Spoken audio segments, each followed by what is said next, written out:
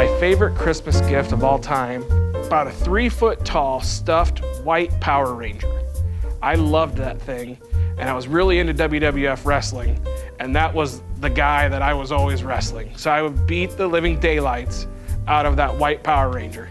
We were really little, and my parents hired our neighbor to be Santa Claus. And I looked at my parents like, and they were like, nope, nope, totally made me fall for it. And I remember that. It was fun because my brother and sister are younger, so they totally believed it, and I remember that. Not like a Razor scooter, but one with actual big tires on it and everything like that from my grandpa, one of the last Christmases that we had with him. Big Barbie Jeep when I was pretty young. Oh, I got a BB gun. Probably watching my grandkids open their gifts, just because of how I was brought up and didn't have a lot. We feel like we give them a lot more than what we had.